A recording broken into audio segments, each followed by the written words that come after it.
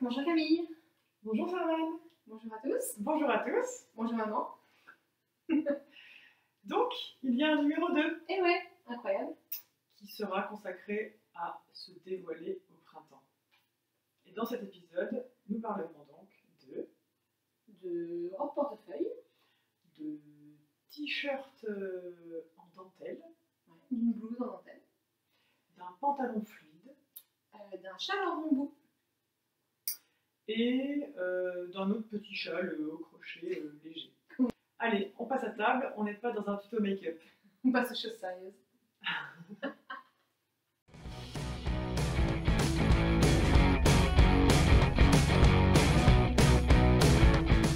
Pour commencer cet épisode consacré à la... Comment on l'appelait déjà? L'emmitouflage? Non, c'était le premier. Le désormitouflage.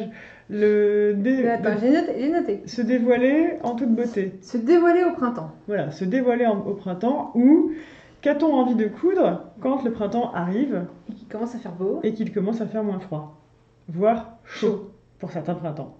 Genre là, à 28 degrés. Exactement. Donc, en ce qui me concerne, en fait, j'avais envie de coudre, moi, de la dentelle, et notamment de mélanger des matières, c'est-à-dire de mélanger du jersey et de la dentelle. Ok. Alors, de la dentelle, on en avait récupéré ensemble sur un marché sur des puces des couturières. Donc, on avait récupéré un coupon de dentelle finalement très rigide, de couleur verte. Et puis donc voilà, donc j'avais un petit coupon de dentelle. On avait acheté combien? On avait acheté 1 mètre? Je sais pas, 1 mètre qu'on s'est divisé en deux. Bon, pour faire des empiècements, c'était parfait. Et puis récemment, j'ai eu l'occasion d'en coudre une pour ma sœur qui ne coud pas et qui m'a directement envoyé sur un site de fringues en ligne. Je lui ai demandé montre-moi ce qui te plaît, et elle m'a montré un haut dont l'empiècement était en dentelle.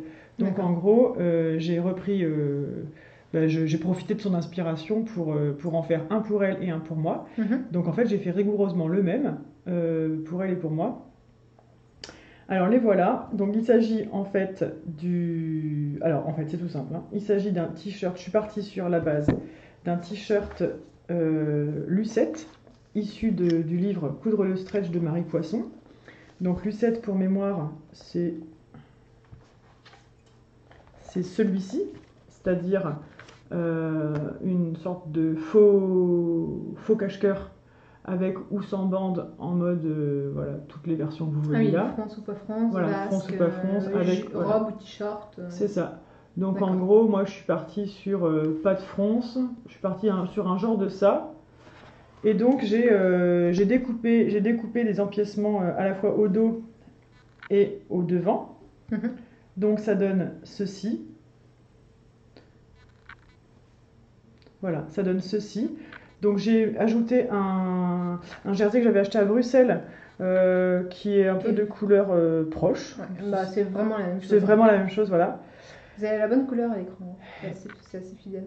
Et donc voilà, donc en gros, c'était faire plaisir à ma sœur. L'objectif familial, c'était faire plaisir à ma sœur. L'objectif technique, c'était d'essayer de mélanger deux matières, donc une matière chaîne et trame et une matière plutôt élastique. Ouais, parce que la dentelle est vraiment pas du tout élastique. Voilà, et la dentelle, elle, n'est pas du tout élastique. Alors, quelle modification qu'est-ce que j'ai modifié pour tenir compte des spécificités de mon tissu? Déjà, là, c'est la couture d'encolure. En fait, j'ai pas mis la petite bande de laminette que je mets habituellement, puisque là, le tissu se tient, donc j'en ai pas rajouté. Ensuite, j'ai bien fait attention en surfilant l'empiècement au niveau du dos, à surfiler la partie non élastique et la partie élastique. J'ai bien fait attention à ne pas tirer de l'élastique de manière à ce que ça fasse pas une fronce, ou que ça étire, ou que ça fasse la vaguelette. Est-ce que ça a pu gondoler? Ouais, ça aurait carrément pu gondoler. Et enfin, j'ai fait notamment très attention à ce problème d'étirement au niveau de l'assemblage de l'encolure, qui elle est tout en jersey, de part et d'autre, de là à là. C'est un biais jersey, quoi. Donc en fait, c'est un biais jersey que j'ai posé en essayant de jauger l'élasticité sur la partie jersey sur jersey. Et ben ici en restant la plus sobre possible, quoi. Ouais. Sans tirer, sans... Sans tirer, sans rien, etc. Donc du coup, bon, bah, vous verrez les photos portées en incrustation. Mhm. Et puis voilà. Donc c'est un petit t-shirt. Alors oui, Alors voilà, j'ai essayé de faire gaffe à des trucs. Après, j'ai quand même oublié quelque chose. C'est que donc évidemment, quand on part sur une base, donc là, moi j'ai ma largeur d'épaule qui est donc tout en non élastique. Mhm. Résultat, je la trouve un peu courte. Et donc j'aurais peut-être dû en tenir compte. Et donc voilà, pour la prochaine fois, il faudrait que je pense à me rajouter 1 centimètre. Ouais. Parce que là, on est sur quelque chose qui ne sera pas élastique. Donc du coup, je trouve que ça me fait... c'est comme si la partie emmanchure, elle revenait un petit peu trop haut. Ouais. Voilà. C'est le seul reproche que je pourrais lui faire. C'est du détail, non? C'est du détail, mais ben voilà. Ça te gêne dans les mouvements ou... Non, dans les mouvements, pas du tout. C'est juste que j'ai l'impression... Peut-être on peut étriquer. Si on pouvait aller à la pêche avec les épaules, j'aurais l'impression d'aller à la pêche des épaules, quoi. Voilà. Okay. Voilà, donc ça c'est mon premier projet. Donc du coup c'est ajouré mais mignon, quoi. Ouais, c'est pas ajouré genre trop. Non, c'est que l'emplacement du dos, donc c'est pas non plus... Des devant aussi. Oui, mais je veux dire, on voit pas donc tes voilà, seins, on voit pas mes seins, on voit pas trop le soutif. Bon bref, le voici, c'est mon premier pas dans la journée. Ouais, je vois. Et bah, du coup, quand on a acheté le coupon ensemble, j'ai donc la même dentelle. Ah la vache, c'est carrément la même. Mais ouais, tu te rends compte? Alors moi par contre, j'ai pas joué j'ai joué sur le côté bi-tissu mais pas bi-matière. Ouais. Parce que c'est tous les deux du chêne et trame. Donc c'est du crêpe et pas de la crêpe. Non, la crêpe à la confiture. Pour le coup, là c'est une blouse du dressing chic des années 70, largement modifiée. Parce que normalement, il la prévoit dans un... Le dressing chic qui est un livre. Qui est un livre, oui. Ouais. De toute façon, j'ai incrusté la petite vignette de la petite couverture. Ok. Parce que oui, je ne l'ai pas mis là. Donc à la base, c'est un chemisier lavalière avec manches longues élastiquées au poignet, dans un tissu très très fluide, un peu psychédélique années 70 dans leur modèle. Qui est un peu dégueulasse, faut le dire. La photo, le tissu, c'est pas hyper vendeur. Donc du coup j'ai repris la blouse, donc elle a des pinces, non justement, elle a pas de pince, elle a rien du tout, elle est hyper simple à coudre, elle est juste cintrée par la coupe côté en fait, qui cintre bien naturellement, mais il n'y a aucune pince, donc elle est plutôt rapide à coudre. Donc vu la simplicité du modèle, c'était bien de l'utiliser pour y faire une petite fioriture avec les matières, quoi. Ouais, tout à fait. Et du coup, les manches sont plus courtes et avec ton aide, parce que je dois te rendre, tu en as fait un petit peu. Oui, je suis César. On a légèrement découpé le long du motif de la dentelle pour faire une sorte de petite manche découpée régulière. Ouais. Comme ça, j'ai pas fait de relais, c'est vraiment la dentelle qui fait j'aime bien le bas de la manche. Le bord à vif, quoi. Voilà. Pour le reste, j'ai juste mis un biais d'encoulure. On voit pas grand chose en noir, je suis désolée. Biais d'encoulure à porter, un biais coton lambda, hein, voilà. Et ça s'est très bien passé parce que la dentelle est quand même très très... Elle se tient quand même. Elle se tient, elle n'est pas élastique, elle fuit pas, donc c'est vrai qu'elle est hyper bien à coudre, vraiment, je n'ai pas galéré. Il y a des toutes petites fronces dans le dos, vraiment. Moi, j'ai pas pris d'aiguille particulière. Je crois que je suis partie sur une aiguille. En fait, j'ai pris en compte l'aiguille jersey parce que j'avais dit jersey et en fait, elle a tout pris. Ouais, mieux dans ce sens-là que prendre une universelle pour jersey, je pense. Oui. Et là, moi, j'ai pris une universelle 70 ou 80, normal quoi.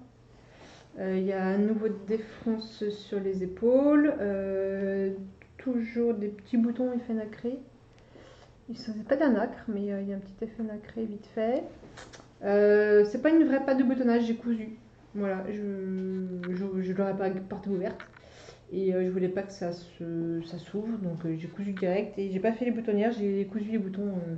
Mais moi, je pense que les modèles boutonnés, les chemises en particulier, je pense que je les porte pas forcément très ajustées. Et en effet, 9 sur 10, je crois que je les enlève sans retoucher la boutonnière. Donc en fait, j'ai toujours des boutonnières qui marchent, enfin qui fonctionnent, qui sont... pour rien, quoi. Pour rien, quoi, juste pour le plaisir de les faire. Et en fait, je m'en sers jamais. Je m'en sers très rarement. C'est ça. Et là, comme je l'avais déjà cousu dans un autre tissu, je savais que ça allait le faire. Et elle est un petit peu ajustée au niveau des hanches. Et donc, du coup, je n'ai pas fait la dernière boutonnière. J'ai laissé ouverte comme ça. Et en bas, pareil. C'est un peu une comme, tactique de finesse. de rusé, quoi. De petit raton laveur, quoi. J'aurais dit plutôt feignasse, mais je préfère le côté un peu malin. Non, mais c'est bien, c'est bien. Parce que je fais ça aussi, comme j'ai les hanches un peu larges. Souvent, je boutonne le dernier bouton un peu plus haut que prévu. Résultat, tout le monde passe, quoi. Ouais. Tout le monde passe. Je l'ai viré, carrément. Et le bas, comme il est un peu en arrondi, il y a vraiment une découpe comme en vague. Du coup, pour que ça soit vraiment propre et que ça ne fasse pas de foufou dans le bas et que ça frise pas, j'ai posé un biais, le même que celui en couleur. Et je trouve ça hyper propre. Bien.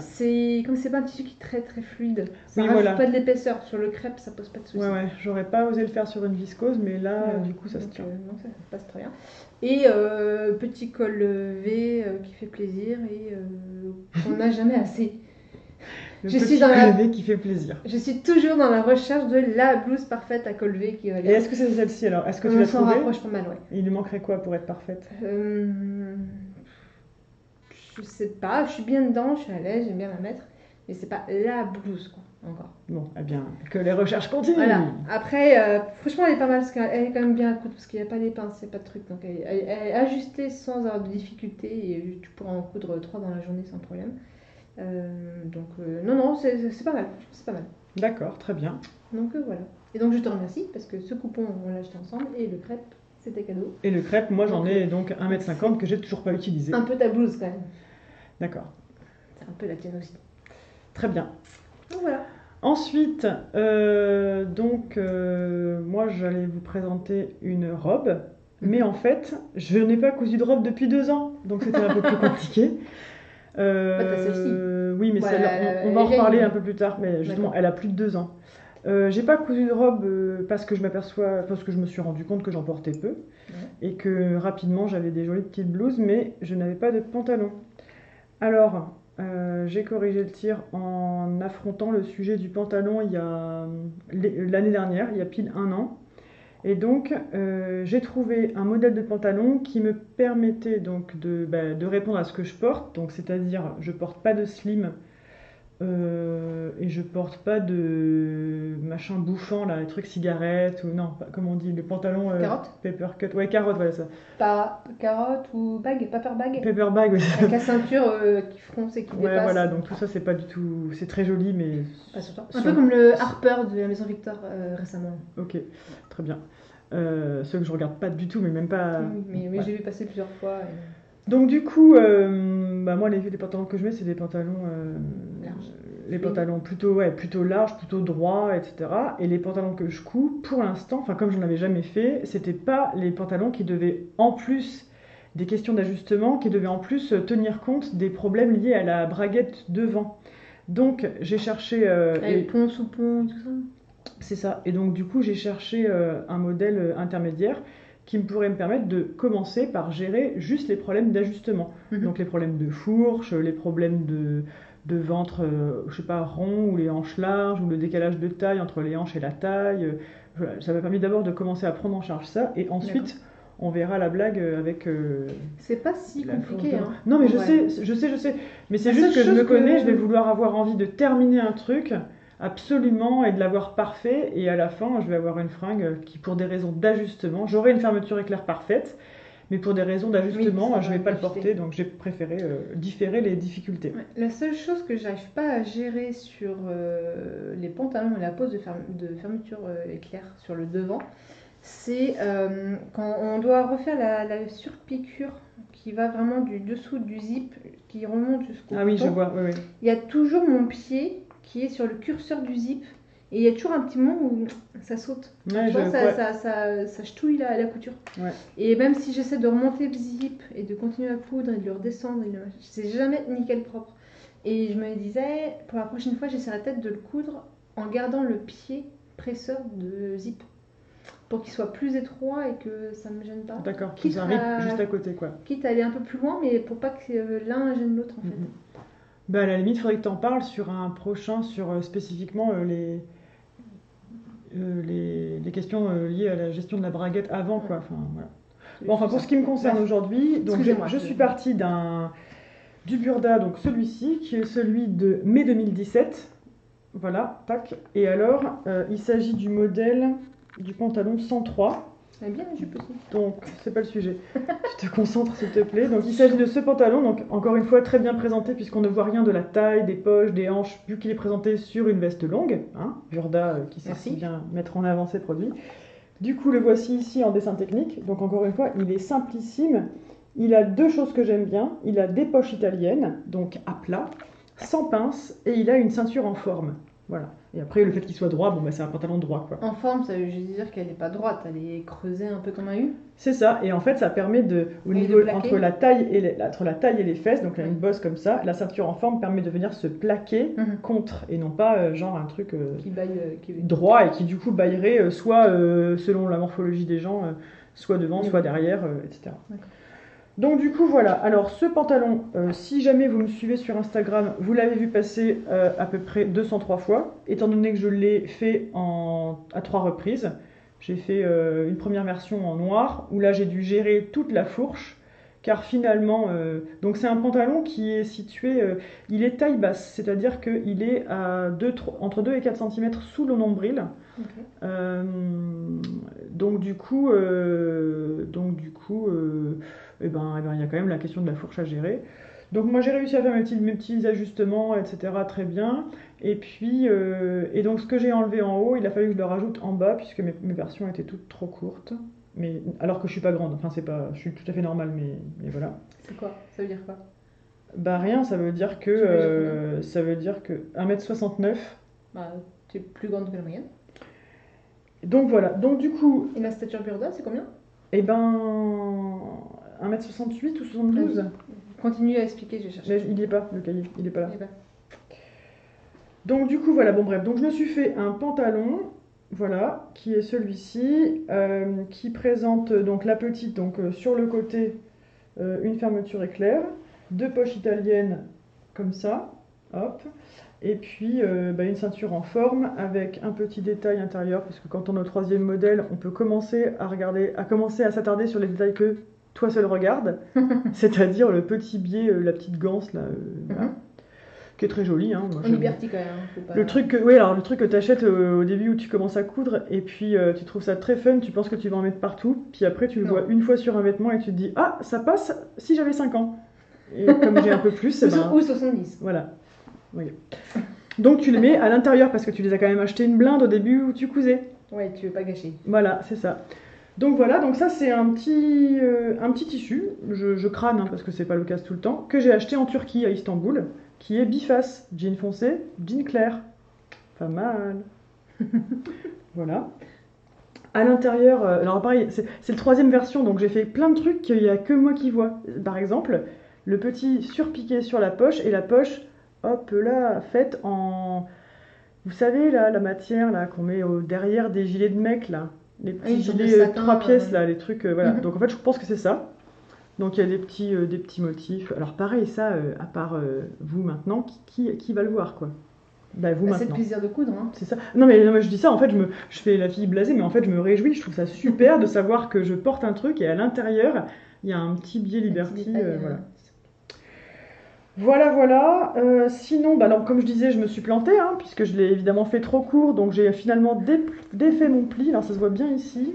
On dit toujours qu'en grattant un peu, on peut récupérer les plis le point de couture, etc. Donc moi j'ai gratté 2 heures, évidemment, comme vous pouvez le voir. Ça ne sert à rien. Enfin, ça dépend du tissu. Je me suis limé un ongle. Ça a quand même cet avantage-là. C'est quand même pas mal.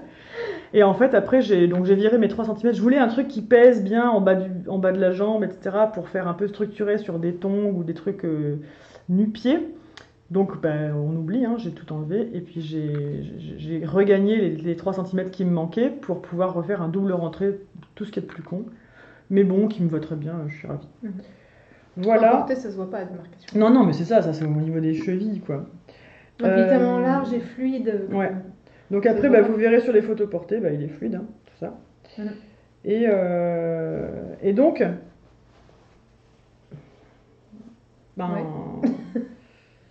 Je crois que j'en ai fini avec ça. Je reviendrai sur un détail après que tu aies présenté tes robes, je pense. D'accord. Donc voilà pour moi. Donc ça pour moi c'est un peu le pantalon qui incarne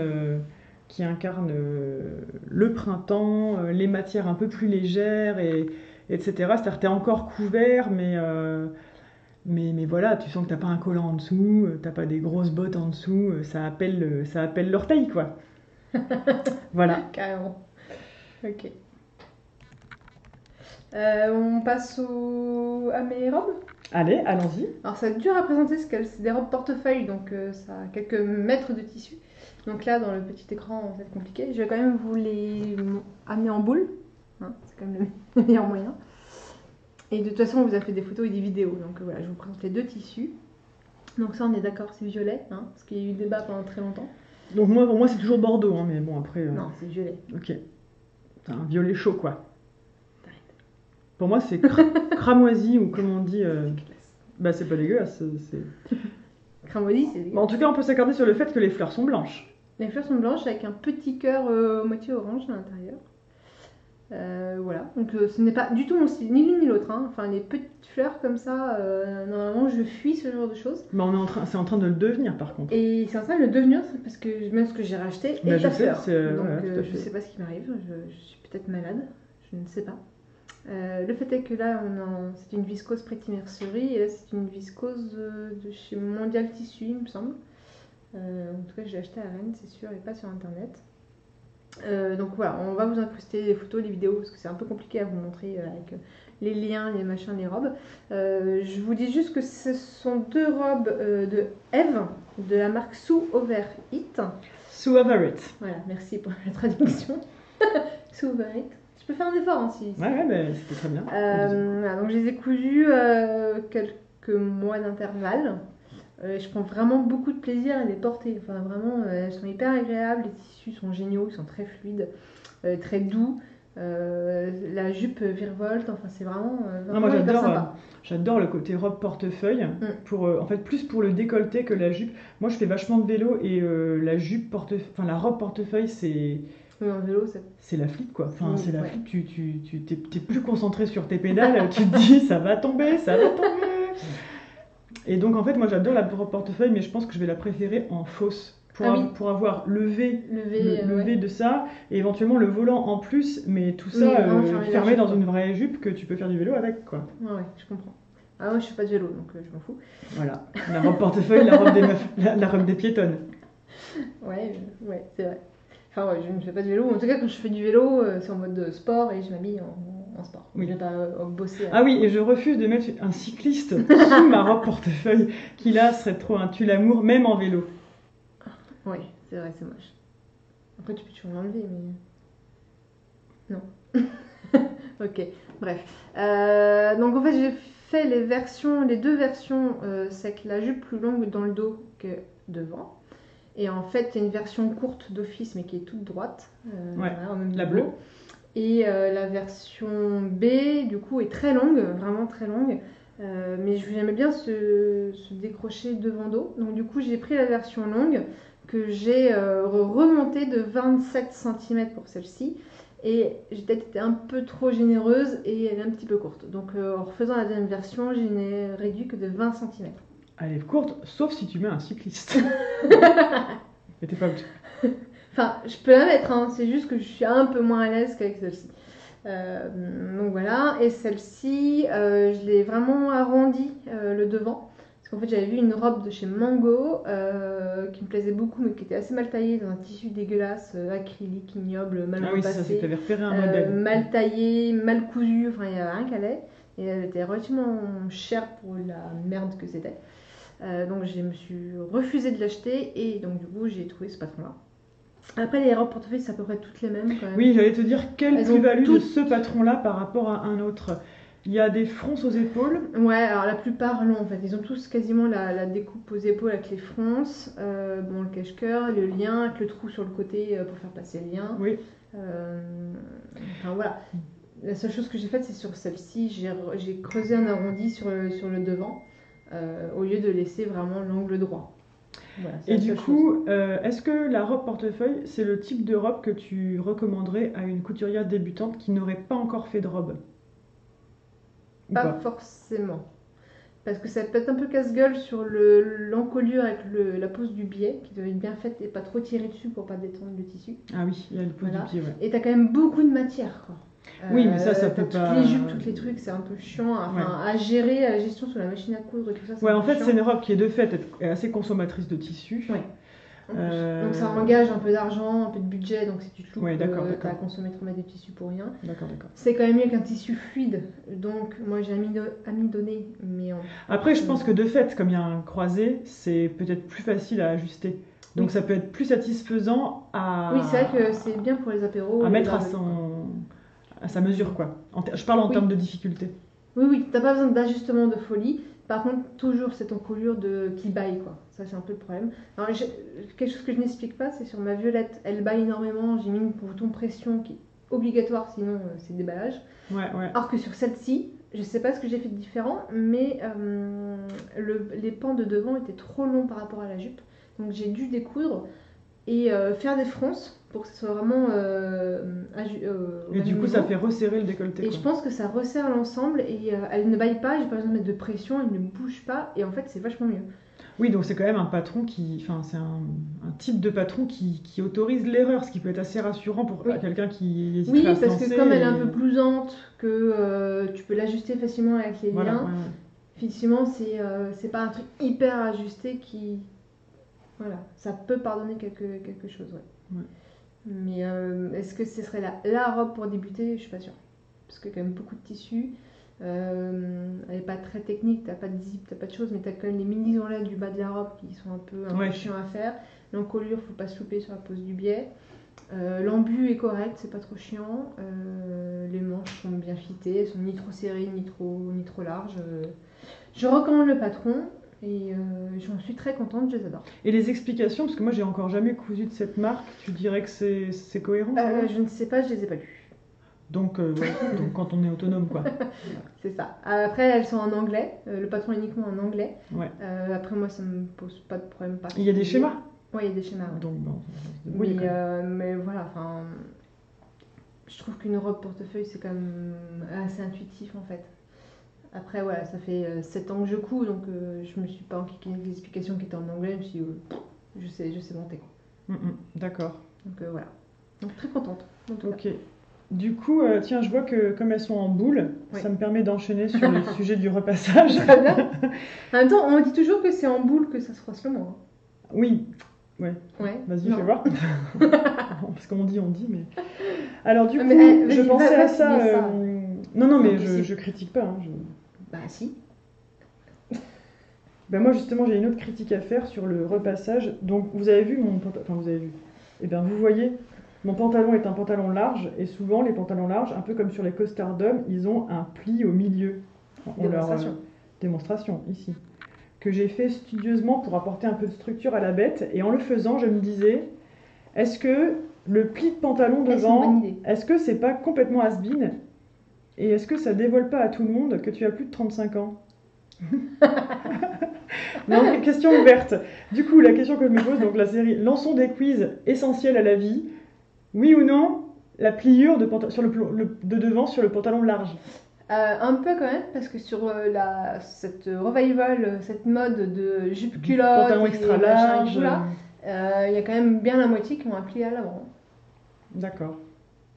Après, moi je suis pas particulièrement fan, mais parce qu'effectivement ça me rappelle un peu mes années collège. Mais c'est ça. En fait, au début, ben, pareil, c'est ce qu'on disait, enfin, ce qu'on dit souvent. Enfin, moi personnellement, depuis que j'ai, Porter des slims non, depuis que j'ai commencé à coudre, voilà, dans les slims, c'est bon, le repassage est intégré, c'est ça qui est sympa.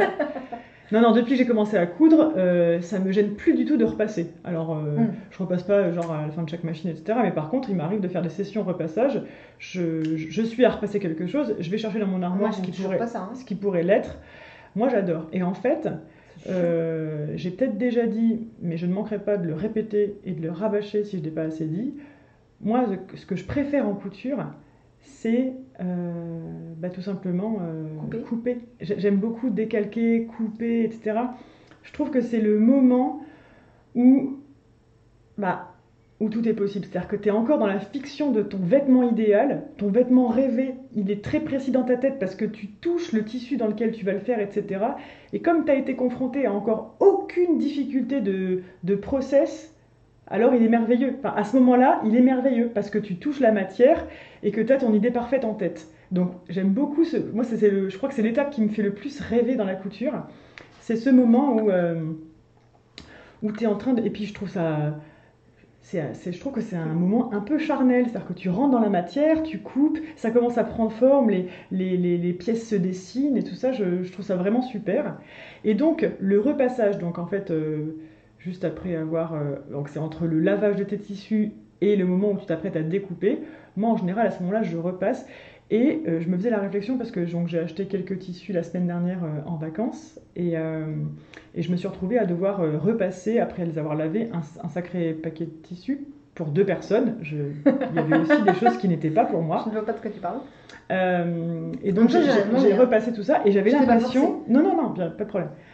J'avais l'impression de faire un peu un diagnostic de ce que je venais d'acheter. J'avais l'impression de les racheter une deuxième fois, mais en prenant le temps de les regarder, etc. Donc, de recomparer. Le premier regard, c'est d'ailleurs ceux où tu avais regardé, tu t'étais dit, bon, alors ce tissu, il est pas mal, tu es dans le magasin, tu regardes des tissus, machin, hein. Et puis tu fais t'as une espèce de base de données à l'intérieur où tu fais toute la liste des patrons qui pourraient être pertinents dans ce tissu-là. Mais en général, au moment du repassage et après, l'entonnoir se resserre un petit peu. Et en fait, tu t'aperçois que le tissu qui était hyper bien tendu, il limite un peu paquet, il a perdu de son après, donc parfois il s'est un peu rabougri ou s'est un petit peu recroquevillé sur lui-même. Et des fois tu dis, en fait, il est fluide, il est cool, il est vachement bien. Et tu découvres, voilà, parfois tu découvres... c'est pas voir aussi s'il y a des accros, des problèmes. Voilà, c'est ça, et tu découvres des défauts. Alors, les défauts, je les avais notés, enfin, il peut y en avoir plusieurs. Il peut y avoir par exemple la tache. Il y a une grande rainure noire sur un tissu à carreaux. Une décoloration partielle. Il peut y avoir des traces dans l'imprimé qui n'a pas pris partout pareil. Ou alors tu étais en fin de rouleau, ce qui m'arrive souvent. Donc, du coup, il y a des démarcations qui se font. Où tu peux commencer à étudier tes futurs raccords si tu as acheté un tissu à carreaux, enfin bref. Donc voilà, donc en fait, j'avais envie de parler de ce moment-là, le repassage. Pour moi, c'est important parce que ça me permet de prolonger ce moment de ce que ça va devenir, de faire mon diagnostic là. Voilà, je trouve ça marrant de faire un point là-dessus. Qui était complètement essentiel à la couture. Ouais, et en même temps, je peux pas aller dans ton sens parce que je déteste ça. Ah ouais, moi, mon moment préféré, c'est pas de découper. Alors, j'ai 2 moments, c'est acheter le tissu, quand même. L'excitation du il est trop beau, c'est génial, je vais en faire un truc magnifique. Et le moment où tu commences à avoir quelque chose en 3D. Je trouve vraiment ça génial en couture et même en tricot, c'est que quand tu passes du rouleau, d'un truc plat, ou d'une matière simple comme la laine qui est en pelote, à avoir un truc qui est en 3D, qui est en forme et qui correspond, ou pas, mais en général qui correspond à l'idée que tu t'avais fait. Et voilà, tu commences vraiment à modéliser ton projet, tu dis ouais c'est bon, j'ai avancé. C'est même pas forcément coudre, c'est vraiment cette bascule de tu passes un truc plat à un truc en 3D et que tu as créé à partir de pas grand chose, à partir d'une matière première. Et c'est ça pour moi le plus grand intérêt. Parce que couper, ça m'énerve. Enfin, je prends pas de plaisir particulier. Je suis contente parce que c'est le début du projet, donc je suis excitée, c'est cool, machin. Mais ça me fait pas kiffer plus que ça. Le repassage, je trouve ça horrible. Et en plus, la plupart du temps, je perds le bout de mes doigts parce que je fais des mini ourlets et je me crame les pattes. Ah oui, là je parlais du repassage plutôt de préparation. Je vois bien. Après, il y a celui en couture. Mais j'avais regardé pour le repassage en couture, donc qui est pour moi un autre repassage pendant que tu es en train de faire le projet. Oui, là par contre, je m'y attache. Je me rappelle, j'avais vu il y a hyper longtemps une vidéo, donc c'était à l'époque un cours Craftsy de Christine Haynes qui faisait les patrons de la fameuse, je sais plus quoi, Emery Dress ou un truc comme ça. Et elle avait en fait, elle avait un cours vidéo sur une petite blouse que j'avais regardée. J'ai jamais fait la blouse, mais c'était juste pour la voir faire tout ça. Et elle disait que son plus grand outil en couture, c'était son fer à repasser. Ouais, je suis d'accord. Et en effet, sur tout le cours, je pense que l'outil qu'elle a le plus en main, c'est le fer. Et du coup, elle va sécuriser toutes ses coutures, etc. Puis effectivement, quand tu écartes une couture au fer, tu vois si tu as fait ton retour correctement, en fait, tu vois déjà là où ça va lâcher plus tard. Ouais, je suis d'accord. Et ça, je trouve ça... Enfin, en fait, j'en ai pris conscience au moment où je regardais cette vidéo, quoi. Ok. Donc voilà, et si nous passions plutôt à... Ah ouais, non, il y a juste un truc pour les raccords. Ouais. Le repassage, il permet aussi de voir si le motif imprimé, si tu veux t'apprêter à faire des raccords, Oui. si tu dois exactement suivre le droit fil, Ou le motif. auquel cas tu vas avoir le motif qui va vriller un petit peu, ou alors si tu fais fi du droit fil pour aller épouser le motif et faire tes raccords. Voilà. Et je Puis à te ce dis moment-là, même- tu fais des choix. moi, Motif, j'arrive jamais à faire le motif, choix. clairement motif. Sauf si c'est en biais total, mais si c'est un petit peu vrillé, tu verras jamais le biais. Enfin, le biais, tu le vois à la couture. Mais Ouais. au porté, c'est le motif foireux qui va se voir le plus. Ouais, c'est c'est sûr. réglé, quoi. Donc, le repassage, c'est encore une étape de diagnostic sur ce point-là précisément, quoi. C'est vrai. Voilà. Et si nous passions à d'autres choses que la couture, parce que ça va bien maintenant. Allez, un peu de tricot. Un peu de crochet? Je commence par le. Ouais. Tu commences? Non, vas-y, je t'en Je prie. vais. Ok. Donc c'est pas un projet très récent, mais il est de saison. Donc c'est un châle, le Lili Pili. Je pense que largement démocratisé et connu, mais voilà, ça permet aussi de faire un petit retour sur la laine, qui n'en est pas, parce que c'est du bambou et du lin. Donc c'est Kaleido de la droguerie. Matière que j'utilise très rarement, mais. Donc là, t'as 3 laines, t'as 3 fils. J'ai 3 fils, ouais. Ok. J'ai un blanc, un gris et un corail. On peut dire corail? Framboise, donc toujours, hein. Les couleurs, tout ça. Ouais, ouais, non, c'est pas corail, je te l'accorde. Ouais, allez, framboise. Rose, quoi. Allez, framboise, je veux sur parole. Donc voilà, châle très très grand, parce qu'en fait c'est un wrap, donc c'est les fameux parallélogrammes, donc il est très très grand. Non, alors, d'autres disent wrap, mais vous pouvez dire wrap si. Un wrap. Comme un wrap, c'est un Un W, wrap. c'est un W. Un wrap. Voilà. Ouais, ok. Donc un wrap. Ouais. Voilà. Il est très lourd par contre, hein. Le bambou, le lin, ça pèse un peu. Mais le châle est très grand aussi, hein. Ouais. Il est Ouais, hyper mais grand. là t'es en mérino, là t'es moins lourd. Sur les photos portées, quand tu fais 2 tours méga faciles. Ouais. Il est quand même très grand. Et en même... Mais du coup, j'imagine qu'il est raccourcissable à l'envie, non? Oui, parce qu'en fait tu démarres de l'autre côté. En fait, tu commences par du point mousse, donc avec des rayures où tu alternes un rang sur deux Ça, le c'est un blanc et bon le gris. projet de débutant. Ouais, là pour le coup. Et c'est pas très large en fait. Enfin, le produit en lui-même est pas très Ça large. fait 50. C'est très long, mais pas très large. Donc t'as pas non plus des milliards de mailles, quoi. Contrairement à d'autres châles qui sont en parallélogramme, mais dans l'autre sens, vraiment. Je pense à, j'ai oublié le nom, donc je vais pas chercher plus, mais enfin, il y a parfois le Cardinia, voilà, le Cardinia Wrap, où tu commences par 500 mailles et t'augmentes jusqu'à 600 et tu repars dans l'autre sens. Ah oui, Donc là, d'accord. c'est hyper long parce que tu ne sors pas, les rangs sont interminables. Donc voilà, donc bambou et lin, la droguerie, très lourd, mais en même temps hyper agréable parce que c'est frais en fait, c'est un petit côté. Mais même les je sais pas comment couleurs, je dire, trouve qu'on dirait un sorbet citron framboise. Complètement. Petit point de diamant. Et puis quand il fait chaud, c'est quand même agréable d'avoir ça sur la peau, quoi. C'est pas Ouais. une laine qui gratte, c'est pas C'est un ça. truc un peu. Et c'est pour ça que je le mets pas mal l'été en fait, parce que déjà les couleurs sont rafraîchissantes, on va dire ça comme ça. Et puis c'est pas de la laine Merino ou BFL ou quoi que ce soit. Et donc c'est une laine qui a bien vieilli. Oui, ouais, parce qu'elle n'a pas bouloché en fait, enfin on le voit là sur le bord du cou. Ça a pris un peu de duvet, mais voilà, c'est pas bouloché plus que ça. Sur l'ensemble du projet, il n'y en a quasiment pas. Ouais, la dentelle est belle quand même, hein, ouais. je trouve. Elle est chiante à faire. Ça fait très été. Ouais, alors ils appellent ça la dentelle diamant. Moi, j'ai pas du tout aimé la faire. D'accord. Je l'ai fait en duo avec l'une Quand tu Mila. voulais m'initier, tu disais pas ça, hein. Mais bon. Moi, j'ai pas aimé. L'une Mila a adoré, parce qu'on l'a fait vraiment en même temps. C'était quasiment son premier projet pour elle. D'accord. Donc c'est possible, hein. Et elle, par contre, elle l'a fait en laine Macintosh. Moi, j'aimerais bien essayer de le transposer en crochet. Cette jonction, dentelle. ouais, je vais un sais pas jour, si c'est possible, quand hein. j'aurai un cerveau. Non, mais je veux dire l'adapter. Enfin, Oui, je vais pas le calquer, mais essayer de trouver cette même variation des petites lignes Ouais. et tout ça. C'est un point diamant. J'aimerais que bien. je cherche. Et donc ça finit par une dernière section de dentelle que j'ai un peu raccourcie parce que j'en ai fait marre en fait. Oui, voilà, c'est ce que je disais. Donc il est quand même aménagé. Tu peux quand même l'aménager. Tu peux réduire les sections de points mousse, les sections de dentelle. Voilà. Bon, à la fin, j'en avais marre. Pourtant, les gros projets me gênent pas, mais finir sur la dentelle, là, je trouvais ça chiant.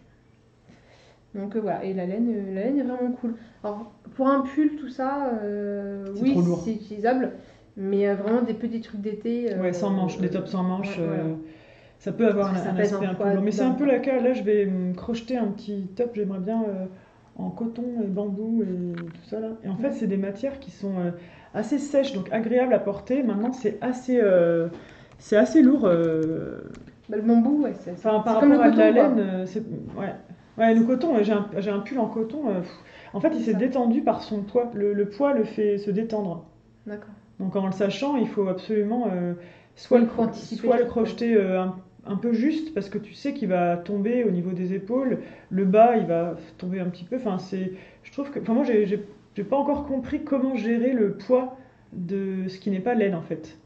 Ouais. Si tant est que je l'ai géré pour les autres. Mais bon. Oui, mais sur un encore moins. classique, la question se pose même pas en fait. Ouais. Ok. Voilà. Donc rien de particulier, il est très bien, il est agréable à porter. Et il est payant, gratuit, il est payant. Il n'était qu'en anglais et en fait là, il l'a traduit récemment en français, donc vous pouvez y aller sans problème. D'accord. Après, le modèle tient sur une page et demie, donc t'as un graphique, t'as un diagramme pour la dentelle. C'est abordable. Là, pour le coup, modèle débutante motivée, parce que c'est quand même assez long, il y a quasiment 3 écheveaux, mais ouais, non, ça se fait. Ok. À toi ? Ok. Alors du coup, moi j'ai un châle qui est un peu du même format, dans une laine un peu sèche, donc il est cool à porter à cette saison, je dirais. Ouais. Bon alors par contre, je l'avais pas encore fait, donc je présente un projet qui n'est pas fini, mais il est suffisamment avancé pour qu'on puisse se rendre compte. Oui, du rendu. Et du petit point, donc c'est du crochet, je le rappelle. Et donc en fait c'est un bidule, un peu en demi-cercle allongé, avec des motifs évolutifs. Demi-lune allongée. Je sais pas comment ça s'appelle, mais... Demi-lune. En tricot, on appelle ça une demi-lune en fait. Un demi-lune, voilà, allongée. Et donc du coup, tous les motifs commencent d'un côté et s'arrêtent de manière un peu aléatoire par des petits... Alors, je ne sais pas comment ça s'appelle. Moi, j'appelais ça des mouchés. Des nopes. Voilà. Et en tricot, on appelle ça des nopes. Du coup, j'ai lu d'autres trucs, voilà. Donc, des buds. Et voilà. Et en fait, le nom de ce truc, ça s'appelle le In-Bud. Le In-Bud Crochet Shawl. Donc, In-Bud, quoi. Donc, c'est Bud qu'ils ont choisi. Et alors, bon, j'allais dire, il a rien d'exceptionnel. Mais si, il est tout à fait exceptionnel, puisqu'il permet de sortir de la bride un peu chiante et un petit peu scolaire quand on a fait déjà bien plein. Là, c'est de la bride qui va se prendre dans une seule des deux mailles. Donc, ça va faire des zigzags dessus-dessous. Et ce qui va permettre d'avoir une sorte de légèreté, d'élasticité. Et en fait, ça ressemble beaucoup à du tricot, je trouve. Parce que c'est du point mousse. On dirait du point mousse, voilà. Donc ça apporte quand même... Donc c'est pour ça que je le présente si on veut, dans cette saison. C'est parce que du coup, c'est pas épais comme une bride pleine prise dans les deux mailles dans les deux petites brides de la maille. Et puis il n'est pas d'une envergure folle non plus. Puis voilà, bref, quand il sera fini, hop, il va être super. Voilà, bon bref. Et surtout, il permet d'écluser des restes. Hein. Donc là, c'est pas mal. On peut écluser en fonction de ce qu'on a envie. Bon bref, oui, il est pas fini. Et je parle de celui-là aussi parce que donc moi, en crochet, je pense que je suis plutôt dans ceux qui achètent peu de patrons. En fait, je me souviens avoir payé genre 3 fois pour des patrons. Donc ça veut dire que, je suis radine. C'est ce que ça veut dire déjà. Sinon, tu prends que des projets gratuits sur Ravelry ? Ouais, je fais plutôt gratuit et après... Ou tu inventes toi-même ? Et non, alors j'invente un petit peu, mais c'est jamais très réussi. Enfin, un petit peu des fois. Bon, bref. Okay. Et non, et enfin, là, ton bref. Il est vachement bien fait. Ouais. Bon, si. Bon. Et donc, bref, là, cette fois-ci, j'ai acheté un e-book. Comme quoi, radine un jour, pas radine toujours. Et en fait, ça s'appelle The Shawl Project. Alors en fait, c'est à l'initiative de plusieurs nanas, genre une, deux, au minimum 2 nanas. Non, mais j'en sais rien, je les connais pas par cœur, les nanas, mais bref. En fait, en gros, c'est 6 kits de châles dans un seul e-book. Donc, j'ai envie de te dire, ça vaut le coup. Et surtout, j'y ai trouvé des choses que je n'étais pas venue y chercher. Notamment... Tu t'es fait surprendre. Ouais, je me suis fait surprendre. Notamment un sommaire. Bah oui, forcément, il y en a plusieurs, donc il y a un sommaire. Non, c'est pas ça. Non, non, c'est pas vrai. C'est des considérations générales sur le crochet. Et donc c'est en anglais. Bon, c'est en anglais. Faut être un petit peu, faut pouvoir un peu ne pas se lasser de l'anglais. Ou le comprendre. Voilà. Mais en fait, c'est des considérations. Ouais, enfin, oui, ou alors j'imagine que tu peux prendre du PDF, aller sur Google Trad et déjà avoir un petit bout de traduction. Ouais, c'est technique, quoi. Mais voilà, c'est des considérations générales en fait que tu n'as jamais quand tu achètes un patron unitaire sur le type de laine, comment ça marche, l'élasticité de certains points par rapport à d'autres, etc. Donc c'est pour ça ce que je vous expliquais là, je ne l'ai pas inventé du tout, je l'ai lu dans ce bouquin-là. Okay. Et donc voilà, donc en fait c'est une compilation de 5-6 châles similaires. Alors c'est des bouquins, il y en a eu 3 comme ça, il y a le Shawl Project 1, 2 et celui-là c'est le 3e. Et ça coûte l'équivalent. Donc déjà, ça veut dire, donc ça te permet de choper des patrons qui n'existent pas seuls, ils n'existent que dans le livre. D'accord. Oui, elles n'ont pas. Et ils sont pas vendus à l'unité. Mais ça te rebrosse par exemple toutes les formes de châles. Donc par exemple la demi-lune, etc. machin. Et du coup, ce que j'aime, ce que j'apprécie là-dedans, c'est que ça t'apprend à pêcher. Ça ne te donne pas le petit poisson tout frétillant dans le bec. Ça t'apprend à pêcher, ça t'apprend à comprendre, à déconstruire. Ça te donne des tables, des petits tableaux pour pour agrandir un châle, ne pas l'agrandir, comprendre une logique d'agrandissement du demi-cercle. Voilà, en fait, je trouve ça très didactique. Et c'est ce que j'ai apprécié dans ce livre. Tu penses que tout ça, c'est similaire dans chacun des livres ou que chacun je le saurai quand j'achèterai les autres. En tout cas, dans celui-ci, ça se trouve, c'est un petit couplet systématique qu'elles répètent dans chacun de leurs livrets. En plus des projets... Mais en tout cas, voilà, il y a plusieurs propositions de châles qui sont faites. Et moi, j'aime bien acheter quand il y a au moins 2-3 trucs qui me plaisent dedans. Donc là, j'ai de quoi faire, etc. Mais surtout, ça permet de mettre la main à la pâte dans le sens de personnaliser des crochets qui vous intéressent, soit par rapport à des choses qu'on aime bien. Moi, j'aime pas les châles qui sont trop profonds parce que je trouve que ça pèse un quintal dans ton dos et ça m'énerve. Mais après, ça permet aussi d'adapter en fonction de la laine que tu as en stock.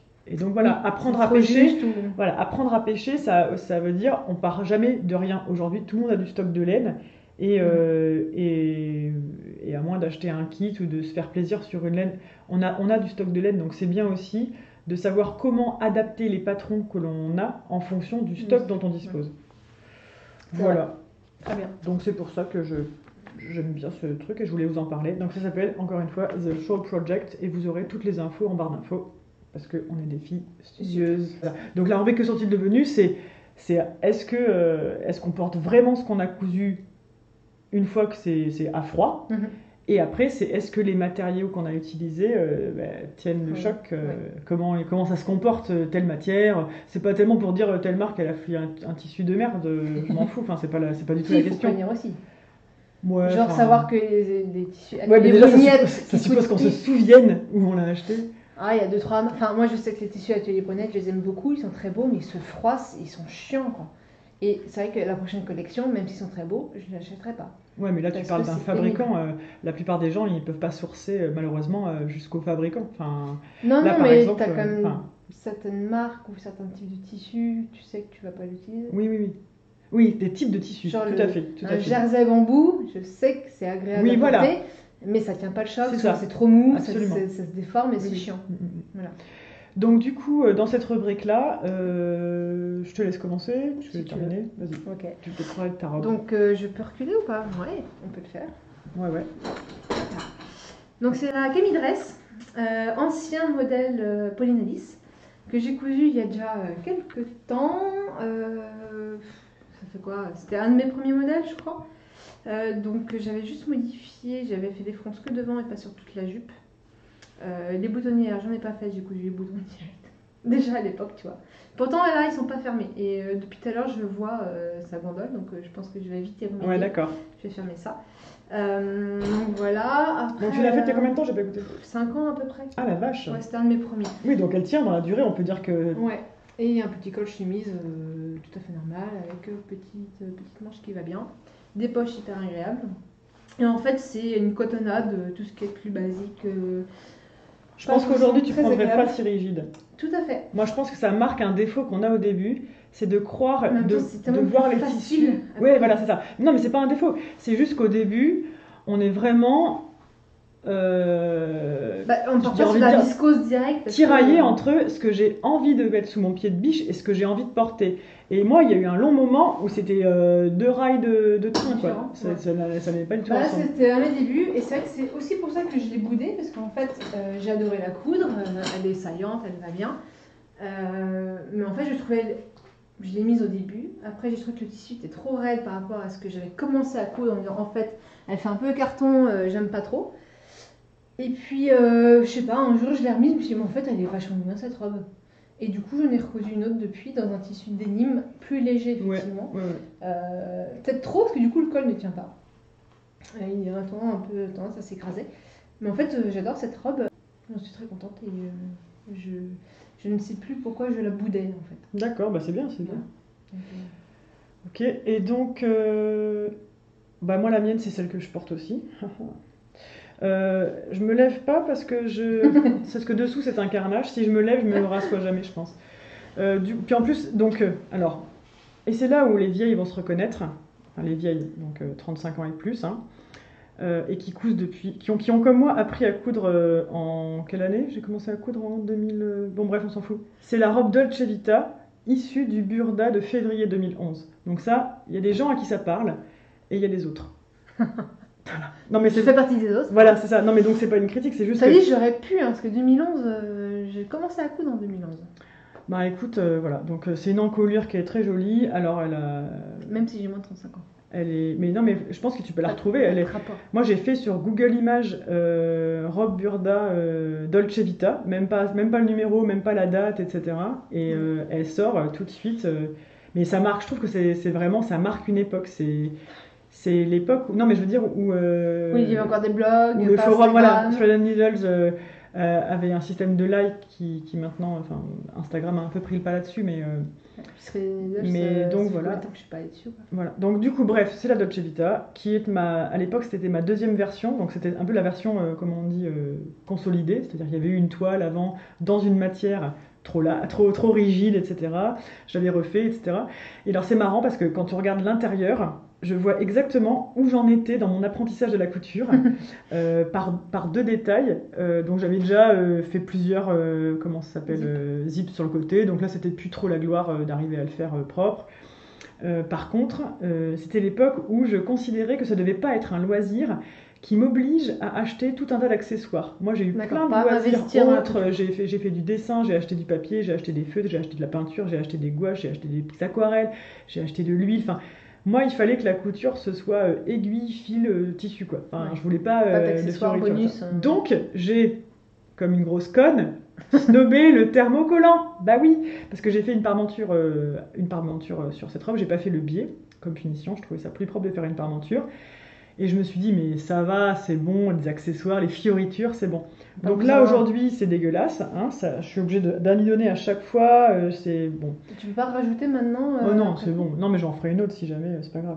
Donc ça fait quand même, je ne sais pas, allez, ça fait au moins, ouais, je pense que ça fait facile 5 ans que je l'ai. Je la Bah, sors, elle vieillit bien, quand ouais, même. je la sors tous les étés. Donc c'est un tissu qui est... Et pareil, je parlais du moment de couture, c'est le moment où je venais de comprendre que le coton, c'est sympa à coudre, c'est pas très saillant, quoi. Enfin, c'est pas très Non. fluide. Ça part Donc là, j'ai un très évidemment beau pris tombé. l'extrême inverse. J'ai pris une espèce de chiffon, c'est-à-dire il y a des cotonnades, et bien ça, ce sera une chiffonnade. Et en même temps, pour en revenir sur le coton, quand ça fait longtemps que tu n'as pas cousu, tu retombes dessus, tu fais ah putain, Ah non, mais qu'est-ce je que sais. c'est cool à coudre. Non, mais je Ça viens de- glisse pas, ça se coud Mais il y a tout des seul cotons qui et sont. tout, Moi, tu fais, ah. j'arrive à trouver maintenant des cotons qui ont cette tenue, parce que mine de rien, le coton, je l'aime aussi pour sa tenue. J'arrive à trouver des cotons un peu fins qui auront ce truc non chiffonneux de la viscose, et en même temps, t'as pas l'impression d'être en une toile de jute, quoi. Ouais. Ouais, juste au milieu. Donc voilà, donc du coup, cette petite robe, en fait, elle est cool. Oui. Je lui avais fait une frangine, pareil, dans une autre viscose très belle. Et bon, j'en parle plus parce qu'elle est décédée suite à un saut sur un lit dans une chambre d'hôtel où je voulais trop tester le lit. Et j'ai fait whoosh, et j'ai déchiré toute la partie de la manche. Est-ce que le matelas en valait la peine ou pas? Non, mais en plus, je Même sais pas. même plus la piole, etc. C'est juste que j'ai ruiné ma robe en sautant comme une gamine sur un lit de place juste parce qu'on venait d'arriver. Et que C'est voilà. là où on dit qu'il faut pas sauter sur le lit ni sur le canapé. Ah bah là, la Il y a une robe, bonne raison. voilà. Donc du coup, je vais... Non, par contre, la reporter là pour en parler de que sont-ils devenus, etc., ça me donne envie de rechoper la petite enveloppe dans laquelle il y a les pièces pour en refaire une avec les nouvelles... avec les nouvelles rien, enfin avec la nouvelle année, quoi. Enfin bref. Voilà, pour ce qui concerne la rubrique émotion de que sont-ils devenus. Et enfin, c'est la Rubrique, partie culture. que tout le monde attend, la partie culture, car nous sommes légitimes à parler d'autre chose que de couture, si tant est qu'on soit pour la couture et le Bah, crochet. une vie culturelle. Démente. C'est bien. Et donc, tu veux... Moi, j'avais le choix entre deux trucs. Enfin, Vas-y. j'avais Bah, mets les deux. les deux. En fait, c'est... donc, je reviens de vacances et j'étais contente. Donc tu te la pètes. Non, mais bah, oui, bah, Madame pas de les vacances vacances. depuis 5 mois, ouais, je peux me la péter, ouais. Et donc, du coup, je reviens de vacances et j'ai pas trop amené de bidule à faire, tout ça. Mais du coup, j'ai vachement bouquiné et notamment, j'avais envie de vous. Parce que franchement, des fois, on est très occupé par ses loisirs. Moi, j'écoute pas mal d'audiolivres, j'écoute beaucoup de. Enfin, je suis assez frustrée de ne pas prendre plus de temps pour lire, mais en même temps, j'ai envie de faire quelque chose de mes mains, j'ai envie de coudre, etc. Ouais, Donc, faire des choix, quoi. voilà, donc du coup, bah non, je lis plus. Par contre, j'ai beaucoup d'audiolivres, j'écoute beaucoup il y a des fictions qu'on peut écouter sur France Culture. Il y a une bibliothèque, c'est prolifique les choix qu'il y a. Donc moi, j'arrive à trouver des trucs selon l'ambiance et selon le temps que j'ai à coudre, des petites fictions, soit qui durent une demi-heure, soit qui durent. Il y a des petits volets, des bouquins lus en 10 épisodes d'une heure, etc. Donc on peut quasiment calibrer son écoute en fonction de ce qu'on a à faire, que ce soit à coudre ou à Le temps, crocheter ou à tricoter, enfin bref. Donc en fait, voilà, il y a vraiment une offre prolifique. Après, j'écoute pas mal de podcasts féministes, enfin des trucs un peu, des interviews au long cours et tout. Donc voilà, je trouve qu'il y a beaucoup de choses. Et puis après, il y a aussi de la musique. Et donc je vais parler de la musique juste après, parce que j'étais sur mon truc de vacances. Et donc en vacances, j'ai lu, en vrai, avec des pages qui se tournent et tout ça, c'est pas des audiopages, c'est des pages en papier. Donc j'ai lu une petite BD qui est... Comment dire? Je ne cherche mes mots. Donc, c'est une BD qui s'appelle Qui fait un peu old school. Hein. Et si l'amour s'était aimé de Fab Caro. Là, comme ça, je suis pas convaincue. Ouais, je comprends. Et donc, il faut évidemment surtout pas s'arrêter à ce dessin Ouais, c'est hyper ça. réaliste, hyper années 80. Je pense que c'est une espèce une ode Nod. au roman photo. Donc Oui, voilà, ouais. les traits hyper réalistes, l'aquarelle très, très studieuse, très près des lignes, etc. Machin, enfin bref. Et puis ce titre. Et si, bah alors justement, c'est ça. En fait, bon voilà, si vous connaissez le gars, donc le gars en fait, moi je connaissais pas, mais il est hyper connu. Il a gagné Angoulême en 2000, je sais pas quoi, en 2013 ou 15 avec un autre album qui s'appelle Zai Zai Zai, que je vais aller feuilleter sans plus attendre, voilà. Mais bon bref, il paraît que ce truc-là, c'est un peu en dehors de ce qu'il fait. Bon, moi je ne sais pas ce qu'il fait, donc voilà, voilà. Et en fait, donc c'est un petit album qui parle du couple, de l'amour, et c'est en dérision totale. Ça reprend les codes du roman photo, et il y a surtout aucune correspondance entre les images et les bulles. C'est de l'absurde le plus total. Et moi, entre les deux pages. Ouais. Et c'est un petit débrief, ouais. Donc en fait, voilà, bon bref. C'est le livre qui m'a fait réemployer le mot désopilant. Je trouve ça complètement désopilant, c'est hilarant, au point que je ne lisais pas ce truc-là le soir, parce que ça m'empêchait de dormir tellement j'étais morte de rire. Donc voilà, je me le gardais pour l'après-midi, etc. Je me suis dit, le lis pas ce soir, ça va t'énerver. Parce que voilà, j'étais pétée de rire, je l'ai lu 2 fois, je l'ai fait tourner pendant mes vacances à 4 copains, et j'entendais les rires le soir, à chaque soir, les mecs le prenaient. Et on a beaucoup rigolé, quoi. D'accord. Donc voilà, ça c'est mon petit conseil lecture du moment. Ok. Voilà. Et si l'amour s'était aimé de Fab Caro. Très bien. Voilà. Et puis mon deuxième truc, et j'en terminerai là, je serai rapide puisqu'il s'agit de... Donc il s'agit de dernier album de Mélissa Lavo. Donc là c'est à écouter en cousant par exemple. Donc Mélissa Lavo, c'est une nana qui doit avoir 35 balais, 40 ans. Elle est auteure-compositrice et interprète canadienne. Elle est d'origine haïtienne et en fait son album, l'album qui vient de sortir là, qui s'appelle Radio Sewell, elle va rechercher dans ses racines de musique un peu haïtienne, etc. Donc il y a tout quoi. Elle a une voix rocailleuse, elle est entre historiquement elle est dans le blues, le folk, mais du coup elle va rechercher un petit peu de musique haïtienne. J'ose pas dire créole, je sais pas si je dis une connerie, mais du coup, c'est vraiment de la musique mélangée, c'est un peu enfantin. Enfin, elle a une voix à la fois rocailleuse et en même temps un phrasé très enfantin, très premier. Enfin, je sais pas, c'est hyper chouette, c'est dansant, c'est sautillant, c'est léger. C'est vraiment des berceuses joyeuses, quoi. D'accord. Voilà.